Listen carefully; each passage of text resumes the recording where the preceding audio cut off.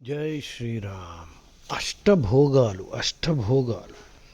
దాసీభృత్య సుతో బంధు వస్తువాహనమేవ చ ధనధాన్య సమృద్ధిశ్చ అపి అష్టౌ భోగా ప్రకీర్తితా.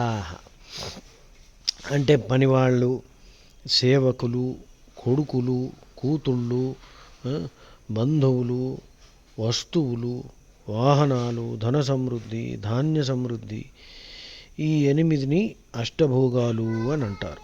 శ్రీకృష్ణుడు ఈ అష్టభోగాలని అనుభవించాడు కాబట్టి, అర్జునుడు కూడా అనుభవించాడు కాబట్టి మనం కూడా అనుభవించాలి. అన్నీ వదిలి పారిపోమని ఎక్కడా చెప్పట్లేదు శ్రీకృష్ణుడు. మధ్యలో ఉండి యుద్ధం చేయమన్నాడు. అది అర్థం అన్నమాట. అది భగవద్గీత యొక్క సారం. వదిలి పారిపోవడం చాలా ఈజీ. పిరికివాడు అన్నీ వదిలి పారిపోతాడనమాట.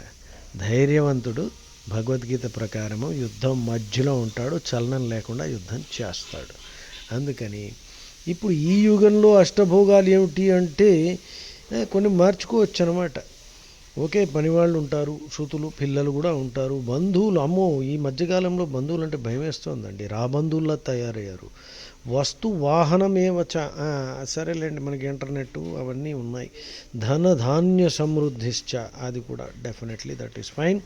సాత్వికమైన భోజనం తినండి. ప్రాసెస్డ్ ఫుడ్లు అవి తింటే అది ధనధాన్యం కింద, సమృద్ధి కింద రాదు.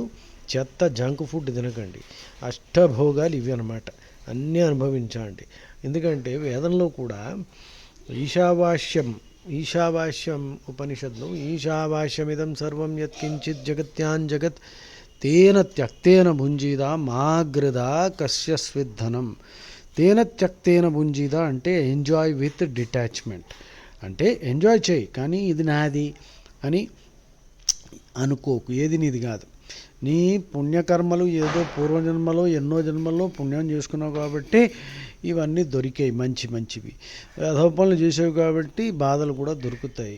సో సాక్షిభూతంగా ఉంటూ ఇప్పుడు ఈ బాధలు అనుభవిస్తున్నప్పుడు బుర్ర చెడిపోయి ఇంకొన్ని వెధవ పనులు చేసామనుకో, ఇంకా నరకమే.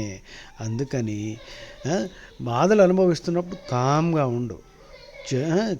చెలరిగిపోయి పిచ్చెక్కిపోయి వెధవ పనులు ఇంకొన్ని చేసామంటే ఇంకా నరకం తప్పదు.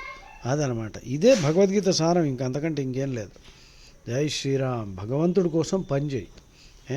అంతా శ్రీకృష్ణుడి కోసం. అందుకే 1866లో కూడా కృష్ణుడు చరమశ్లోకం అంటారు, సర్వధర్మాన్ పరిత్యజ్య మామేకం శరణం వ్రజ అహం త్వా సర్వ పాపేభ్యో మోక్షయిష్యామి మా శుచః. జై శ్రీరామ్.